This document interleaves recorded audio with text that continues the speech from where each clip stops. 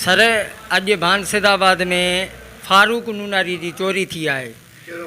फारूक है जेको बरसों बीठो आहे, असांजो हिन जी चोरी थी। टीवी ही का पुराणे दौर जी ऐं पखो हो। उन खां अलावा उहे चोर जेके आहिनि, सजाद सोलंकी जेको असांजे बरसों बीठो आहे, हे सजाद आहे जंहिं चोर पकड़े पुलिस खे न भान पुलिस खे भान पुलिस चोर ऐं सामान वठी पंहिंजे थाणे ते रखियो। जंहिं खां पोइ फारूक नूनारी ऐं असां थाणे ते वियासीं त भाउ असांखे सामान ॾियो, त हुननि चयो FIR कटरायो तव्हां चोरनि ते। पर जेके चोर हिननि खे ॾसियनि उहे हिननि जा चोर न हुआ, न पखे जा न टीवीअ जा। वॾा हिकिड़ा डोन पकड़े उन्हनि जे नाले हिननि खे चवनि तव्हां हिननि ते FIR कटरायो ऐं पोइ वञी तव्हां सामान कोर्ट में वठो। जेको हीउ ग़रीब माण्हू आहे, जेके हीउ डिॼी विया, हिननि चयो त भाउ हीअ असांजा चोर न आहिनि, असां FIR कटराइण लाइ तयारु हूं, पर असांजा जेके हक़ी चोर आहिनि उहे त ज़ाहिर कयो न। भानसिदाबाद SHO जेको आहे, चोर ई हिननि जा मटाए छॾिया, त अजीब कारनामो करे छॾियो SHO भान। हाणे जेके हिन वीचारे जा ग़रीब जा चोर हुया उहे छॾे ॾिनई, वरी हिकिड़ा डोन पकड़े आयो आहे, उन्हनि ते हिन खां FIR पियो कटराए। चए हाणे FIR कटरा त तोखे जेको आहे सामान ॾियूं। सामान घणे जो आहे? 3000 अलाए 4000 जो।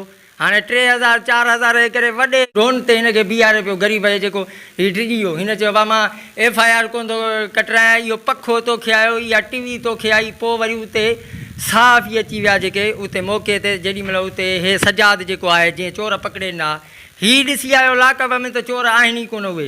हिन चयो त भाई इहे चोर मूं तोखे कोन पकड़े न आहिनि। चए हरू भरू चए इहे आहिनि। अरे बाबा इहे मूं तोखे पकड़े ई कोन आहिनि, सो बि हिकिड़ो त पहिरियों ई छॾे ॾिनई।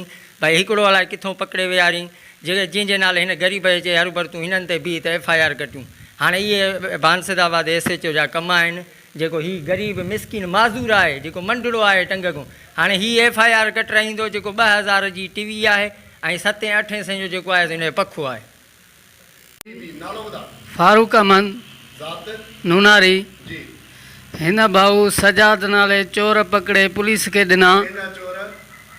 टीवी ऐं पखे जा मुंझा चोरी कयनि। उहे असां थाणे ते वियासीं त उहे चोर कोन हा, ॿिया पिया चवनि उन ते FIR करा।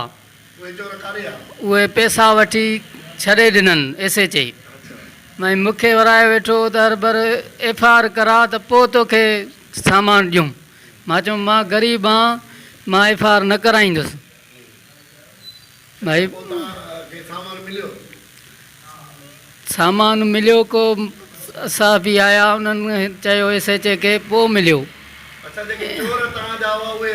हा उहो महिल ई छॾे ॾिननि। मां हिकिड़ो त मां वेठो ई हुउमि त हिकिड़ो छॾे ॾिननि, पोइ वरी ॿियो घड़ी खां पोइ पैसा वरितनि। हा ॿियनि जो नालो खयुनि, मुशरफ़ जो, त इन ते मां चयोमांसि असांजा त चोर ॿिया मूं ॾिठा आहिनि, उहे त आहिनि ई कोन।